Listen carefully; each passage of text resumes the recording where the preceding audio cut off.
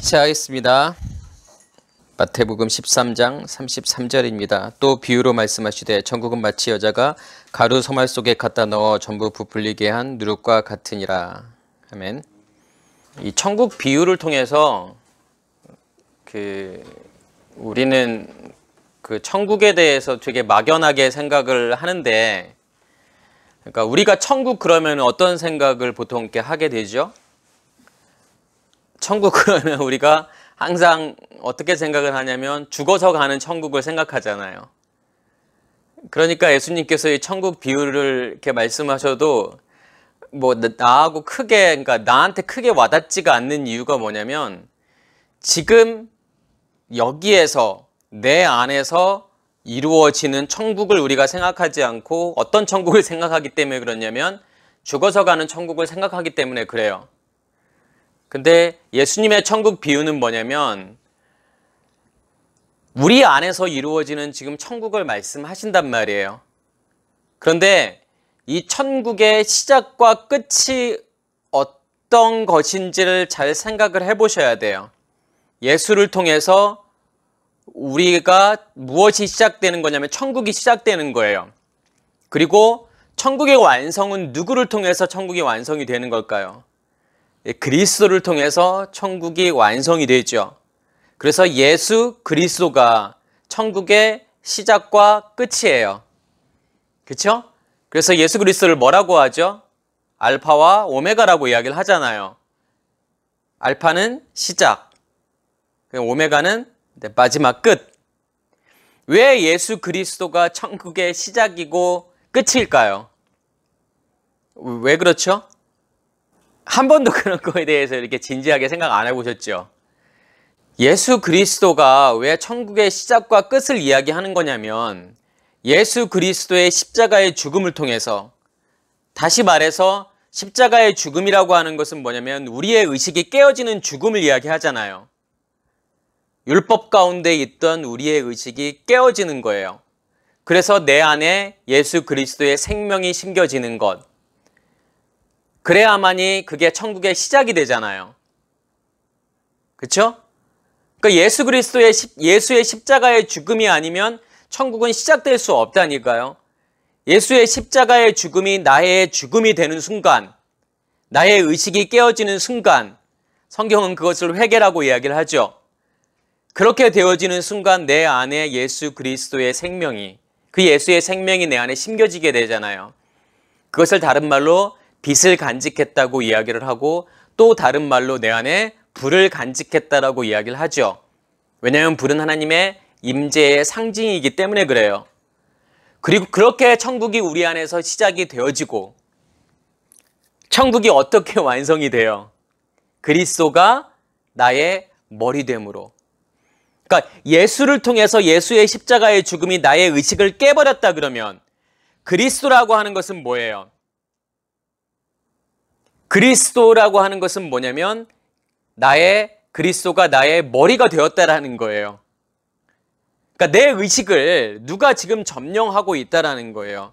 그리스도가 내 의식을 점령하는 상태, 그게 그리스도가 나의 머리됨인 거고 그리스도가 나의 왕 되는 거잖아요. 그걸 통해서 뭐가 완성이 되는 걸까요? 천국이 완성이 되는 거죠. 지금 제가 되게 중요한 이야기를 하고 있어요. 그러니까 다시 이야기를 하면, 우리가 예수의 십자가의 죽음을 통해서 예수의 생명이 내 안에 심겨지게 되고, 그걸 통해서 우리 안에 누가 임하시게 돼요? 성령이 임하시게 되잖아요.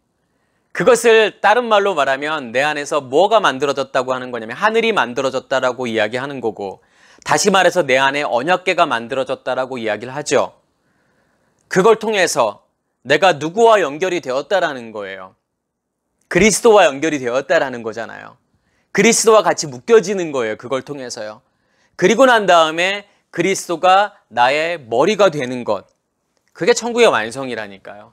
이걸 이해하셔야만이 성경 전체를 이해하시는 거고, 이걸 이해하셔야만이 오늘 천국 비유를 이해하시게 돼요. 이걸 이해하지 못하면 천국 비유를 이해할 수 없다니까요. 그래서 천국이라는 것은 뭐냐면 죽어서 가는 어떠한 곳, 어떤 파라다이스를 이야기하는 것이 아니라 천국이라고 하는 것은 뭐냐면 항상 내 안에서 이루어지는 것. 지금 그걸 이야기하고 있다니까요. 그래서 지난 시간에 우리가 어떤 거에 대해서 지금 배웠죠? 겨자씨 비유에 대해서 배웠잖아요. 그러니까 그 전에는 뭐에 대해서 배웠죠? 스스로 자라나는 씨. 그 마가복음에서만 나오는 스스로 자라나는 씨. 그러니까 스스로 자라나는 씨, 겨자씨, 그 다음에 오늘 누룩비유. 이 세 가지를 뭐냐면 따로따로 보는 게 아니라 같이 보셔야 돼요. 왜 같이 보셔야 되냐면 우리가 자라나는 씨, 겨자씨의 비유를 통해서 무엇을 설명하고 싶은 거냐면 천국의 시작을 설명하는 거라면 오늘 누룩 비유를 통해서 무엇을 설명하고 싶은 거냐면 천국의 완성을 설명하고 싶은 거예요. 어떻게 천국이 시작이 되어서 어떻게 우리 안에 완성이 되는지. 우리가 정말 많이 들었어요, 사실은요. 그렇죠? 겨자씨 비유 얼마나 잘 알아요. 겨자씨 비유를 모르는 사람은 아무도 없을 거예요, 아마. 교회를 다니는 사람들 중에서, 예수를 믿는다고 하는 사람 중에서 너무 많이 들어서 알고 있는 내용이에요. 근데 우리는 정말 막연하게 생각해요. 아, 겨자씨가 너무 작은 건데 그 겨자씨가 심겨져서 너무 큰, 그러니까 그 겨자씨 나무가 보통 크게 자라면 3에서 5m까지 자란다고 그래요. 그렇게까지 자라는 큰 나무로 바뀐다. 그러니까 뭐 천국의 어떠한 확장을 이야기한다라고 생각을 하잖아요. 천국이 미미하게 되게 작은 거였는데 그게 계속 확장되어서 커진다라고 생각을 하죠. 누룩비유도 마찬가지예요. 빵 만들 때 가루에다가 누룩을 넣으니까 빵이 이렇게 부풀어 오르잖아요. 그죠? 그러니까 굽기 전에도 부풀어 올라요. 근데 굽게 되면 더 많이 부풀어 오르잖아요. 그러니까 또 그런 식으로 우리가 되게 막연하게 생각을 한단 말이에요. 천국에 대해서요. 그러니까 믿음에 대해서. 믿음이 우리가 처음에는 조그맣게 자랐다가 믿음이 되게 커지고, 기독교도 마찬가지로 좀 예수와 12제자로 자그맣게 시작했다가 볼품없이 시작했다가 그게 전 세계로 확장되어서 퍼져가지고 정말 많은 사람들이, 지금은 몇 억의 인구들이, 아니면 몇십억의 인구들이 예수를 믿게 되잖아요. 지금 그걸 설명하고 싶은 게 아니라니까요. 이 겨자씨 비유와 누룩 비유를 통해서 어떻게 우리 안에서 천국이 시작이 되고 어떻게 천국이 우리 안에서 완성이 되는지를 설명하고 싶은 거예요. 그래서 이 비유는 뭐냐면 성경 전체잖아요. 성경 전체의 흐름이라니까요. 그러니까 이걸 이해하셔야만이 그러니까 성경 전체의 흐름을 이해하실 수 있어요. 그러면 자라나는 씨와 이 겨자씨 비유를 통해서 왜 그게 천국의 시작일까요? 그 생명의 씨가, 그 씨가 심겨지기 위해서는 반드시 뭐가 전제되어야 되죠? 예수의 십자가의 죽음이 전제되어야 되잖아요. 그게 있어야만이 씨가 심겨지잖아요. 거기서 겨자씨가 천국이라고 하는 것은 이 겨자씨는 누구를 이야기하기 때문에 그럴까요? 천국이라는 것을 안에 담고 오신 예수 그리스도. 그 예수 안에 천국. 그래서 예수님 자신은 뭐예요? 예수 자신은 뭐예요? 그러니까 천국이라니까요. 예수 자신이 천국이에요. 그 천국으로 예수님께서 우리에게 오시는 거예요. 그래서 그 천국이 우리 안에 심어지기 위해서는 반드시 예수의 십자가의 죽음이 필요한 거고, 다시 말해서 예수의 십자가의 죽음이 누구의 죽음이 되어야 되냐면 나의 죽음이 되어야 되잖아요. 내 의식이 깨어지는 죽음, 내 의식이 바뀌는 죽음, 내 안에 회개가 일어나는 그 죽음이 있어야 된다니까요. 그래야만이 예수의 생명이 내 안에 심겨지게 돼요. 그래야만이 천국이 그렇게 우리 안에서 시작이 된다는 거예요. 그래서 겨자씨 비유에서의 핵심은 뭐냐면 우리가 이 비유를 보실 때 지금 이 비유가 무엇을 이야기하고 있는지를 보셔야 돼요. 겨자씨 비유의 핵심은 뭐냐면 정말 작은 것에서부터 커졌다. 여기에 포커스가 있는 게 아니라니까요. 어디에 포커스가 있는 거예요? 씨에 포커스가 있는 거예요. 그래서 스스로 자라나는 씨 비유에서도 그걸 설명하고 싶은 거라니까요. 그러니까 스스로 자라나는 씨는 뭘 설명하는 거냐면 겨자씨를 설명하는 거예요. 겨자씨가 어떠한 씨인지. 결국은 뭐냐면 열매를 맺기 위해서는 씨가 심겨져야 돼요. 무조건 씨가 심겨져야 돼요. 그래서 겨자씨 비유에서의 중요한 포인트는 뭐냐면 씨가 심겨지는 것이 포인트예요. 왜냐하면 그 씨가 심겨져야만이 천국이 내 안에서 시작되기 때문에 그런 거예요. 그냥 그 자체가 중요한 거라니까요. 겨자씨가 심겨졌느냐 심겨지지 않았느냐가 중요한 거예요. 그러니까 우리의 믿음도 믿음의 시작도 마찬가지예요. 우리가 정말 관심을 가져야 될 건 뭐냐면 그런 거창한 것을 생각할 것이 아니라 과연 내 안에 이 겨자씨가 심겨졌을까? 겨자씨가 심겨지지 않으면 내가 백날 신앙생활을 해봤자 아무 의미가 없는 거라니까요. 내가 집사건 장로건 권사건 목사건 그건 상관이 없는 거라니까요. 얼마나 내가 예수를 오래 믿었느냐? 그건 중요하지 않아요. 진짜 중요한 건 뭐예요? 그 생명이 내 안에 있느냐? 그 씨가 내 안에 있느냐? 내가 그 빛을 내가 간직하고 그 불이 내 안에서 타고 있느냐? 여호와의 불이잖아요. 하나님의 불이잖아요. 그 불이 내 안에서 타고 있지 않다 그러면 내 안에 천국이 시작도 되지 않은 거라니까요. 그래서 겨자씨 비유를 통해서 우리가 꼭 깨달아야 될 건 뭐냐면 그 씨가 심겨졌느냐. 그래서 그 씨가 내 안에서 자라고 있느냐. 스스로 자란다니까요. 그게요. 우리의 열심과 노력으로 자라는 게 아니에요. 우리가 뭘 해서 자라는 게 아니라니까요. 내가 열심히 예수를 믿는다고 해서 자라는 게 아니라니까요. 내가 열심을 내서 기도하고 말씀을 묵상하고 새벽 예배를 다니고 열심히 봉사를 하고 그런다고 해서 그 씨가 자라나는 게 아니에요. 그건 우리의 착각이라니까요. 씨 스스로가 우리 안에서 자라나는 거예요. 무엇을 먹고 자라요? 말씀을 먹고 자라나는 거예요. 하나님의 말씀으로 스스로 자라게 돼요. 그래서 이 세 가지 비유를 같이 보셔야 돼요. 스스로 자라나는 씨, 겨자씨, 오늘 누룩 비유. 이게 따로따로가 아니에요. 그래야 전체를 이해하실 수 있어요.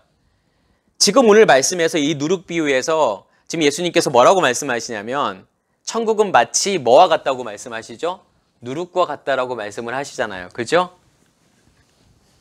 그러면서 이 누룩을 취해서 여자가 가루 서말 속에 갖다 넣어 전부 부풀리게 한 누룩과 같다라고 말씀을 하잖아요. 그러면 여기 이 비유에서의 포인트가 뭘까요? 우리는 누룩 비유에서 뭘 생각하냐면 부풀어 오르는 걸 생각해요. 그러니까 우리가 빵 만들 때 밀가루에다가 이 누룩을 넣잖아요. 그러니까 효모라고 하죠. 보통 효모라고 하고 영어로는 이스트라고 해요. 이스트를 넣게 되면 뭐냐면 반죽이 이렇게 부풀어 올라요. 그죠? 그리고 빵을 이게 굽게 되면은 더 많이 이렇게 부풀어 올라요. 그러면 우리는 누룩 비유를 생각할 때 뭐라고 생각하냐면 이 누룩이 들어가서, 그러니까 밀가루에 누룩이 들어가서 부풀어 오르는 것만 생각해요. 근데 이 누룩 비유에서의 포인트는 뭘까요? 부풀어 오르는 걸까요? 번역은 지금 전부 부풀게 오른다라고 번역을 했지만 사실은 뭐냐면 이 부풀어 오른다라는 것은 뭘 이야기하는 거냐면 발효를 이야기하는 거잖아요. 그러니까 전부 발효됐다라는 거예요. 그러니까 번역이 저는 이 부풀어 오르다라고 번역한 게 정말 좋은 번역이 아니라고 생각하는 건 뭐냐면 이 핵심을 제대로 짚지 못했기 때문에 부풀어 오른다라고 번역했지만 사실은 이 누룩의 핵심을 제대로 이해하면 부풀어 오른다라고 하는 번역보다는 어떠한 번역이 더 좋은 번역이냐면 전부 발효될 때까지 이렇게 번역하는 게 사실은 뭐냐면 더 좋은 번역이에요. 그러니까 이 누룩의 핵심은 뭐냐면 부풀어 오르는 게 아니라니까요. 그건 그냥 현상이에요. 그러면 누룩에서의 포인트가 뭘까요? 그러니까 누룩이 어떠한 작용을 할까요? 그러면요. 그러니까 누룩이라고 하는 것은 뭐냐면 미생물이에요. 발효시키는 그러니까 미생물인데 잘 보시면은 이런 미생물, 이게 효모의 역할은 뭐냐면 어떠한 물질을 전혀 새로운 물질로 바꿔버리는 거란 말이에요. 이 미생물이 원래 있던 그것을 먹어서 새로운 물질을 배출한단 말이에요. 이 효모의 역할이 그래요. 누룩의 역할이 그런단 말이에요. 어떤 식품들이 있어요, 우리가요? 이렇게 발효된 식품들이. 예. 막걸리 있죠? 그러니까 술로 따지면 뭐 막걸리, 우리나라에서는 막걸리, 이제 외국에서는 뭐냐면 포도주가 있죠. 뭐 과일주. 뭐 포도뿐만 아니라 여러 가지 과일주들이 있단 말이에요. 술들이 있죠? 또 뭐냐면 된장도 있고 고추장도 있단 말이에요. 그리고 빵도 있어요. 그러니까 잘 보시면은 그 아까 막걸리라던가 아니면 포도라던가 이러한 것들이 원래 알코올이 있는 게 아니잖아요. 그러니까 포도에 알코올이 없어요. 그리고 보통 이렇게 막걸리를 만들 때 뭐냐면 쌀이라던가 아니면 보리 같은 걸로 만들죠? 뭐 밀이라던가. 그러면 그 자체에는 뭐냐면 알코올이 존재하지 않아요. 그러면 없던 알코올이 새로 만들어졌단 말이에요. 새롭게 만들어졌단 말이에요. 뭐가 그렇게 만든다라는 거예요. 그러면 지금요. 그렇죠. 누룩이, 효모가 그렇게 만든다니까요. 효모가 그러한 뭐 쌀이라던가 밀이라던가 보리 안에 있는 당을 먹고 뭘 배출하는 걸까요? 알코올하고 이산화탄소를 배출한단 말이에요. 그러니까 쌀 안에 가지고 있던 당분을 먹어요. 미생물이요. 이 효모가요.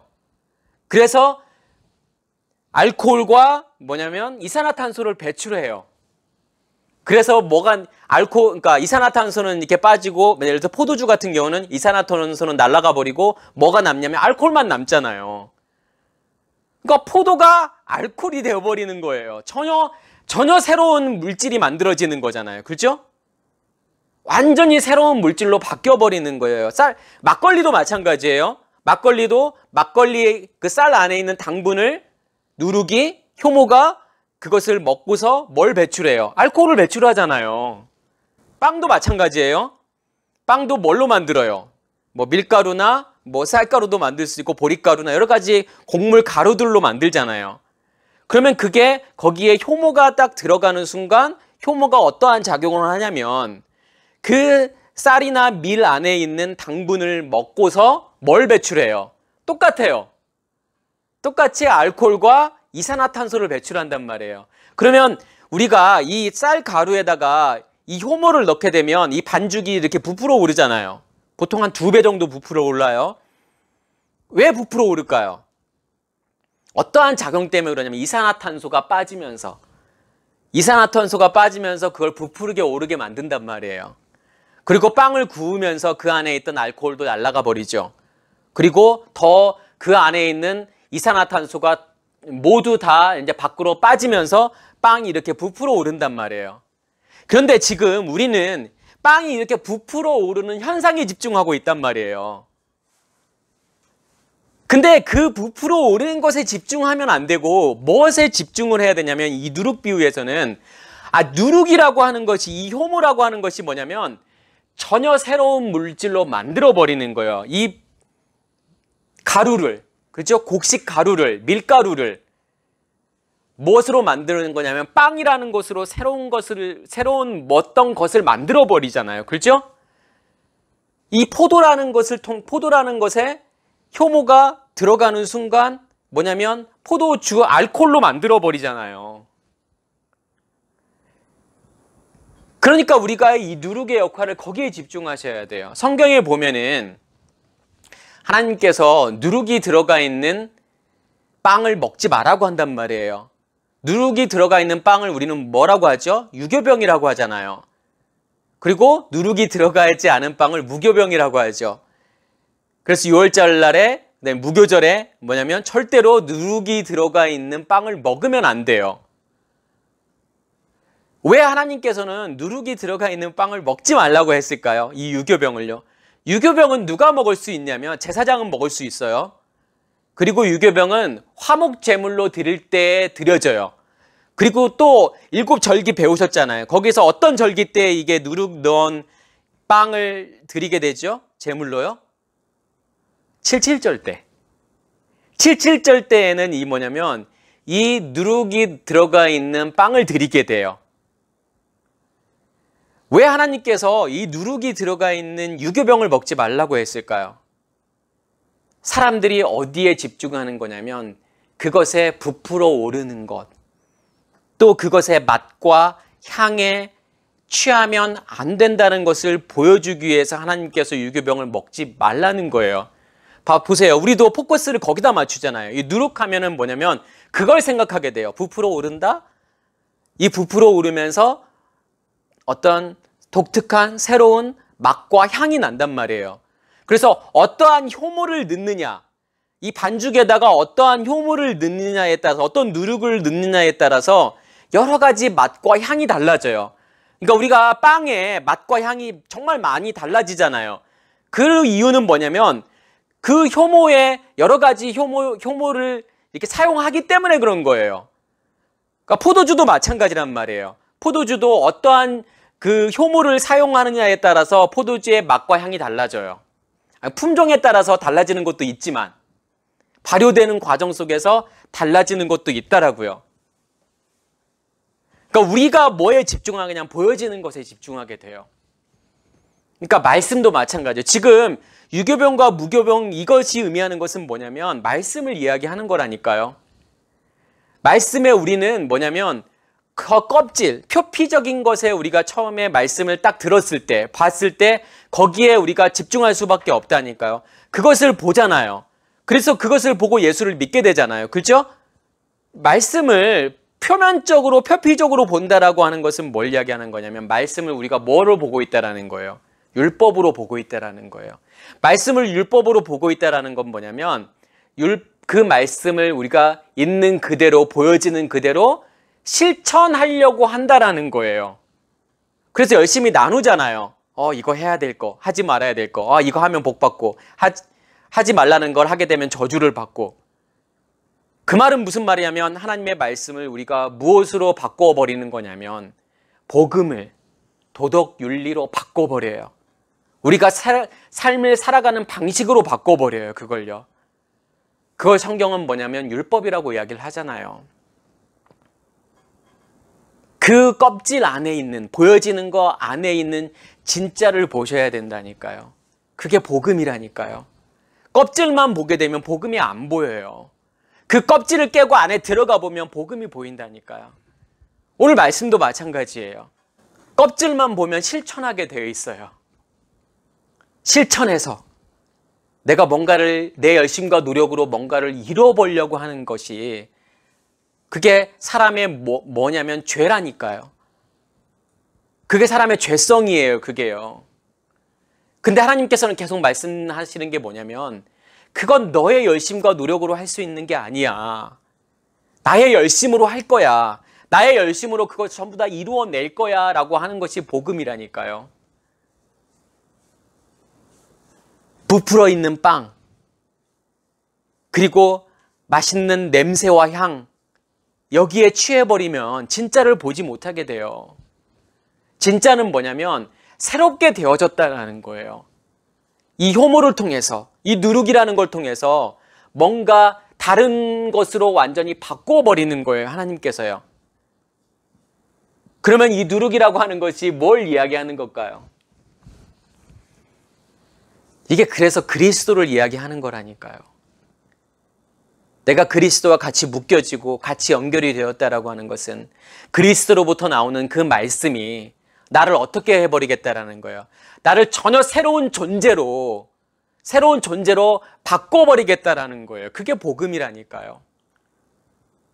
겨자씨로 시작해서 누룩으로 완성된다라고 하는 것은 뭐냐면 그렇게 예수 그리스도의 생명이 내 안에 심겨지게 되고 그 불이 내 안에서 타오르게 되고 그리스도의 말씀이 내 안에 기름 부음으로 임하게 되어서 나의 옛것을 다 태워버리고 어떠한 것으로 새롭게 만들어가는 거예요. 그리스도의 것으로 새롭게 만들어버리겠다라는 거라니까요. 그래서 이 누룩이라는 단어는 쉐오르잖아요. 근데 이 쉐오르라는 단어가 그러니까 누룩, 효모, 이스트라는 뜻이 있어요. 근데 이게 샤르, 남다, 남아있다라는 거예요. 그러니까 누룩이라고 하는 것은 뭔가를 내가 이렇게 발효를 시켜서, 그죠? 뭔가 새로운 것으로 만들어 버린다라는 뜻이겠죠, 당연히요. 그리고 헬라어에서도 보면 지모우라는 단어를 쓰는데 이 지모우라는 단어는 어원 자체가 제오에서 온 단어예요. 근데 이 제오라는 단어는 어떤 뜻이냐면 되게 흥미롭죠? 끓이다, 삶다라는 뜻이 있어요. 왜 끓이다, 삶다라는 뜻이 있을까요? 이게 발효되는 과정 속에서 막 기포가 올라오잖아요. 아까 제가 이산화탄소가 만들어진다고 했죠. 알코올과 이산화탄소가 발효되는 과정에서 만들어지니까 이렇게 부글부글 끓어오르죠.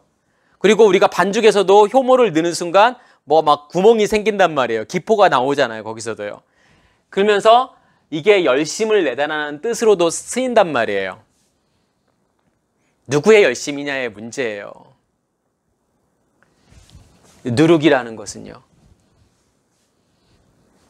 나의 열심이 들어가는 순간 이 누룩은 뭐가 될까요? 유교병이 되겠죠. 그래서 하나님께서 유교병을 먹지 말라고 하는 거예요. 내 열심이 들어가기 때문에, 내 노력이 들어가는 거기 때문에. 그렇지만 그게 누구의 노력으로 바뀌는 순간, 하나님의 노력으로 바뀌는 순간 이 유교병은 먹을 수 있게 되죠. 그래서 이 유교병을 언제 드리게 되냐면 77절 때 드리게 되잖아요. 77절이라고 하는 것은 뭐예요? 통로가 열리는 거잖아요. 그죠? 오순절이란 말이에요. 하나님과 나와의 막혔던 담이 통로가 열려서 내 안에 있는 말씀이 밖으로 나오게 되는 거예요.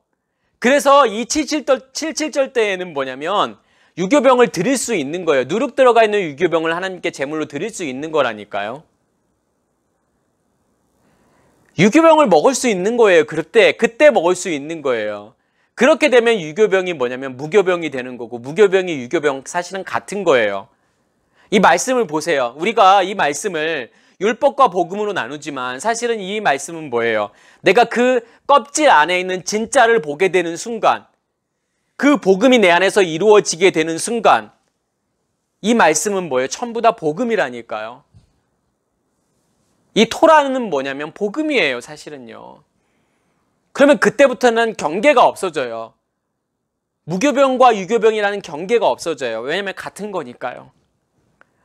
이 유교병이 무엇으로 만들어지는 거기 때문에, 하나님의 열심과 노력으로 만들어지는 거기 때문에, 그리스도가 뭐가 되어서 효모가 되고 누룩이 되어서 나를 전혀 새로운 존재로 바꿔버리고 새로운 존재로 만들어버리는 거예요. 그게 핵심이라니까요. 그래서 보세요. 이 발효라는 단어가 유교병 할 때 우리가 하메츠라는 단어를 쓰는데, 이게 어떠한 뜻이 있냐면 강제로 빼앗다, 강탈하다라는 뜻이 있다고요. 왜 그럴까요? 이 효모가 들어가서 강제로 당을 뭘로 분해해버려요? 당을 알코올과 이산화탄소로 분해해버린다니까요. 강제로 뚫고 들어와서요. 우리 안에 들어와서요.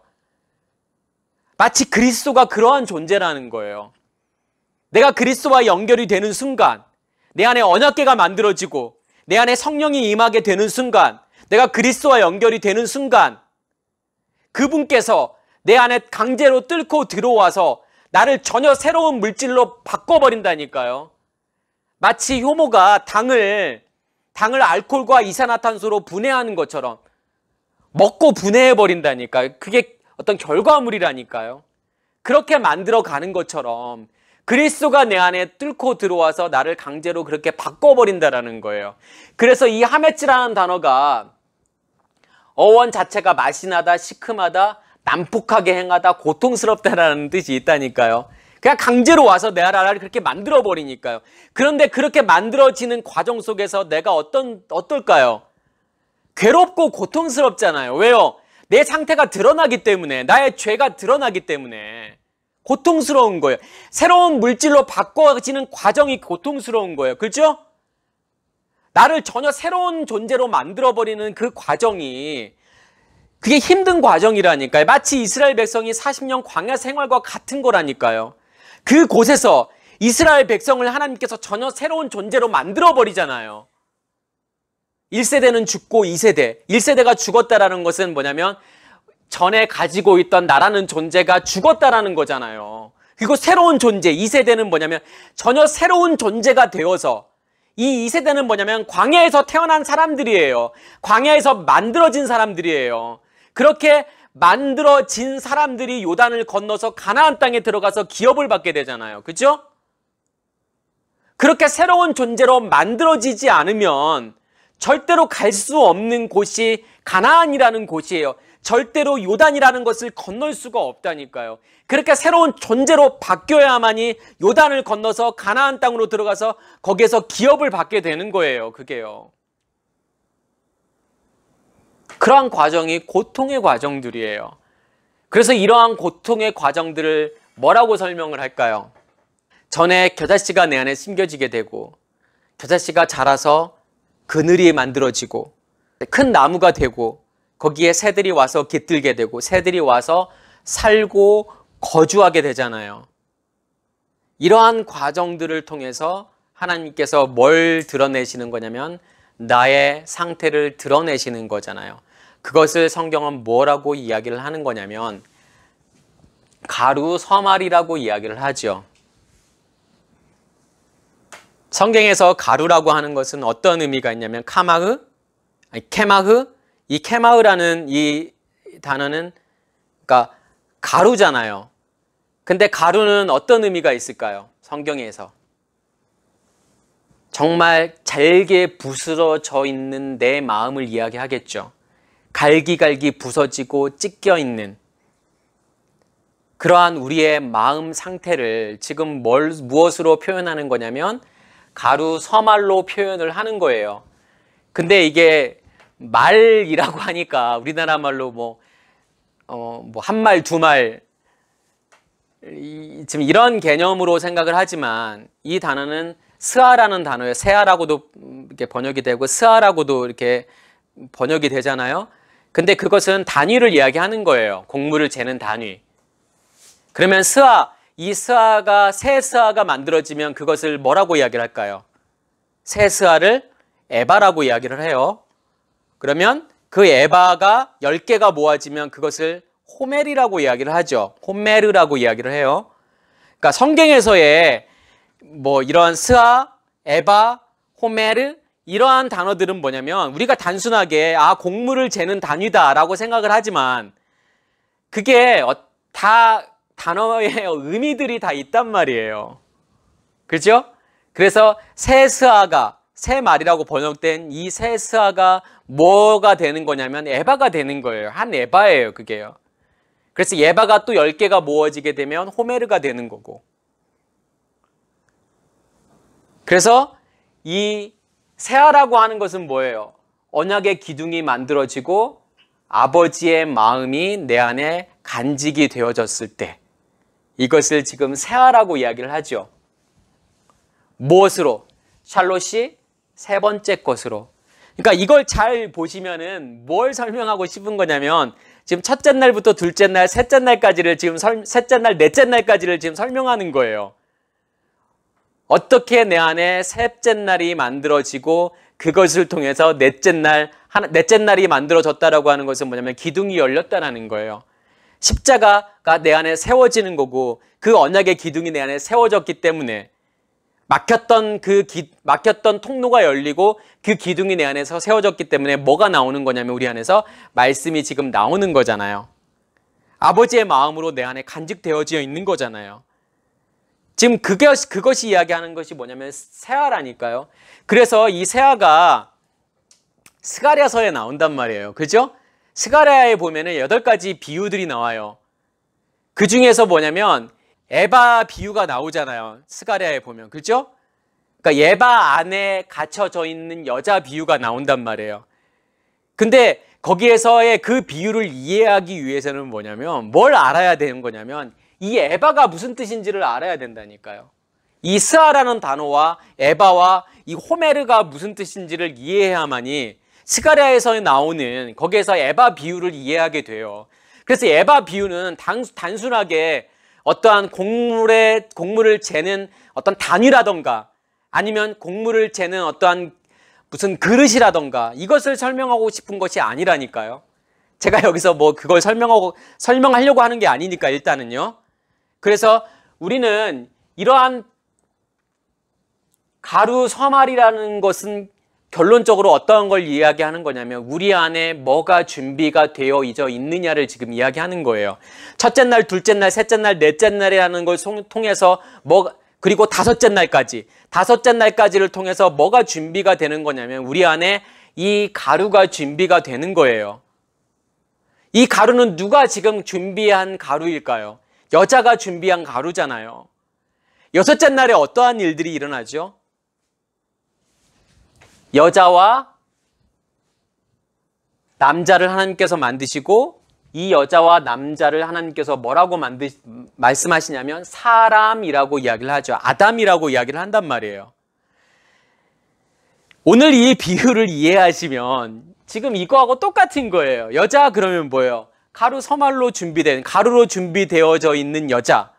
그리고 여기에서의 여섯째 날에서의 남자는 뭘 이야기하는 거냐면 누룩, 그리스도를 이야기하는 거잖아요. 그러면 나와, 여자인 나와 그리스도의 연합을 성경은 무엇이라고 이야기하냐면 사람이라고 이야기하고 그것을 아담이라고 이야기를 한단 말이에요. 이러한 과정들을 통해서 자 보세요. 가루 서말 안에 이 누룩이 뚫고 들어와서 나를 전혀 새로운 존재로 바꿔버리는 이 모든 과정들을 뭐라고 하냐면 발효라고 이야기를 해요. 전부 부풀리게 한다는 것은 전부 발효가 됐다라는 거예요. 전부 발효가 됐다라는 것은 뭐냐면 완전한 새로운 물질로 만들어버렸다라는 거예요. 새로운 존재로 하나님께서 우리를 창조해 버렸다라는 거예요. 그러면 이것을 결론적으로 뭐라고 이야기를 할 수 있을까요? 이 발효를 거쳐서 만들어져 있는 결과물, 누룩이 들어가서, 효모가 들어가서 발효라는 과정을 거쳐서 전혀 새로운 물질이 만들어졌어요. 그것을 성경은 지금 뭐라고 이야기를 하는 거죠? 뭐라고 이야기를 해요? 천국. 예, 천국이라고 이야기를 한다니까요. 이게 천국이에요. 이해가 되시죠? 왜 누룩 비유가 지금 천국을 설명하는지가 보이시잖아요. 단순하게 천국은 막 빵이 부풀어 오르듯이 확장되고 확장돼서 정말 엄청나게 큰 존재가 되는 거야. 이게 천국이야가 아니라 이 누룩 비유의 핵심은 그게 아니에요. 부풀어 오르는 거가 포인트가 아니에요. 이 누룩 비유에서의 핵심은 뭐냐면 전혀 새로운 존재로 만들어 버리는 게 포인트라니까요. 우리는 그것만 생각하잖아요. 부풀어 올라 빵? 엄청나게 조그만 반죽이 엄청나게 커져가지고 부풀어 오르고 좋은 맛을 내고 좋은 향을 내고 여기에만 취해 있단 말이에요. 여기에 집중하게 되면 뭐냐면 종교가 돼요. 그게요. 그 안에서의 달콤함, 그 안에서의 향긋함, 그 안에서의 맛, 그 안에서의 풍성함, 이것을 추구하게 되면, 이러한 복을 추구하게 되면 그건 유교병이라니까요. 그건 절대로 먹어서는 안 되는 빵이에요. 그건요. 우리가 지금 이 말씀을, 이 비유를 지금 그렇게 보고 있다 그러면 이 말씀을 지금 우리는 무엇으로 먹고 있게 되는 거냐면 유교병으로 먹고 있게 되는 거잖아요. 근데 이것을 우리가 무교병으로 먹기 위해서는 뭐냐면 그걸 진짜를 보실 수 있으셔야 돼요. 이 누룩이라는 것이, 효모라는 것이 내 안에 뚫고 들어와서 하늘이 땅으로 뚫고 들어오듯이 그렇게 뚫고 들어와서 나를 새로운 존재로 바꿔버리는구나. 그게 여섯째 날이라니까요. 그것을 그렇게 여섯째 날에 자크로와 네케바의 연합, 그리스도와 나의 연합을 통해서 진짜 아담이 되어지는 거, 그걸 성경은 뭐라고 이야기하면 안식이라고 이야기를 하잖아요. 샤바트. 오늘 말씀도 마찬가지예요. 결국은 그 결과물이 뭐냐면 천국이라니까요. 효모가 들어가서 전혀 새로운 물질을 만들어버리는 것, 전혀 새로운 포도주라는 것을 만들어버리고 전혀 새로운 빵이라는 것을 만들어버리고, 하나님께서는 그러기를 원하시는 거예요. 우리라는 존재를 그렇게 전혀 새로운 존재로 바꿔버리는 거예요. 오늘 말씀이 사실은 누가복음 13장에도 나와요. 근데 누가복음을 잘 보시면 이 겨자씨와 누룩 비유가 나오는데, 이 겨자씨와 누룩 비유 앞뒤를 잘 보시면 이 겨자씨와 누룩 비유가 왜 거기에 들어갈 수밖에 없는지가 보인단 말이에요. 왜 그러냐면 지금 누가복음 13장의 시작은 뭐냐면 빌라도가 어떤 갈릴리 사람들의 피를 제물에 섞은 일, 또 실로암 망대가 무너져서 사람이 죽었던 일, 제자들이 그것을 이야기하니까 예수님께서 뭐라고 말씀하시냐면, 뭐라고 말씀하시죠? 너희들도 회개하지 않으면 그렇게 망할 거야. 그렇게 될 거야. 라고 말씀하신단 말이에요. 그죠? 결국 뭘 하라는 거예요? 회개하라는 거잖아요. 그렇게 안 되려면, 그렇게 안 망하려면 너희 회개해야 돼. 그리고 난 다음에 어떤 비유가 나와요, 지금요? 어떤 농부가 무화과 나무를 3년 동안 잘 가꿨어요. 근데 주인이 열매를 가지려고 왔는데 열매가 없는 거예요. 그래서 주인이 잘라버려. 그런데 그 농부가 뭐라고 하죠? 1년만 좀 참아주세요. 제가 구덩이도 파고 거름도 줘서 열매를 맺게 할게요. 지금 뭘 이야기하는 걸까요? 여기서요. 지금 뭘 이야기하고 싶은 걸까요? 갑자기 왜 이 비유를 하시는 걸까요? 기다리시는 하나님인가요? 열매를 맺을 때까지? 그러니까 3년 동안 열심히 노력했는데 열매를 못 맺었어요. 그럼 열매 맺으라고 하는 걸까요? 열매 맺어. 그런 걸까요? 지금 그거 말하고 싶은 걸까요? 그게 아니라 무화과 나무는 절대로 열매를 맺을 수 없는 거예요. 아무리 노력해도 열매를 맺을 수 없다니까요. 3년 아니라 100년을 노력해도 열매를 맺을 수 없는 게 무화과예요. 그래서 제가 무화과는 열매가 아니라고 그랬잖아요. 그렇죠? 암술과 수술이 이렇게 수정이 이루어져서 만들어진 정상적인 어떤 열매가 아니에요. 그냥 수술을 뭐가 싸고 있냐면 꽃받침이 수술을 싸버린 거예요. 그게 그냥 자체가 열매가 되어버린 거예요. 어떤 수정이 일어난 게 아니란 말이에요. 수정이 일어나서 그 안에 씨가 만들어지고 씨방이 만들어지고 거기에 과육이 커져서 만들어지는 일반적인 그런 열매가 아니란 말이에요. 그러니까 수정이 일어나지 않았는데 꽃받침이 수술을 싸버려서 그냥 열매가 되어버리는 거예요. 그래서 무화과 나무는 절대로 씨로 심겨져서 이렇게 나무가 되는 게 아니잖아요. 그렇죠? 꺾어지를 통해서 나무가 자란단 말이에요. 그러니까 여기서 말하고 싶은 것은 무화과 나무는 절대로 열매를 맺을 수 없는 거야. 다시 말해서 우리의 열심과 노력으로는 절대로 열매를 맺을 수 없어가 사실은 이 비유에서의 포인트란 말이에요. 그리고 난 다음에 예수님께서 지금 안식일에 18년 동안 꼬부러져서 펴지 못하는 여자를 고치시잖아요. 그러면서 예수님께서 지금 뭐라고 말씀하시죠? 사람들이 비난하잖아요. 어떻게 안식일에 사람들을 고치는 일을 할 수 있어? 라고 하니까 예수님께서 뭐라고 해요? 예. 아니, 이 18년 동안 사탄에 매여서 이렇게 있는 여자를 그 사탄으로부터 자유하게 만들어주는 것, 이게 진짜 안식이야 라고 말씀을 해주시는 거잖아요. 그죠? 예수님 자신이 안식의 주인인 거예요. 안식으로 오신 거예요. 이 땅에요. 안식, 그 샤바트 자체로 오신 거란 말이에요. 왜 오신 거냐면 정말 꼬부라져서 펴지 못하는 우리를 그 사탄의 매임에서 자유하게 만들기 위해서 오신 거란 말이에요. 그러니까 그 전에서 너희가 회개하지 않으면 망해? 근데 무화과 나무는 절대 열매를 맺을 수 없어? 다시 말해서 무화과 나무라고 하면 절대로 회개될 수 없다라는 거잖아요. 열매를 못 맺는다라고 하는 것은 뭐냐면 회개하지 못한다라는 거예요. 어떠한 것에 나오지 못한다라는 거예요. 그 사탄의 매임에서 나오지 못하고 있는 상태를 이야기하는 거잖아요. 무화과라고 하는 것은요.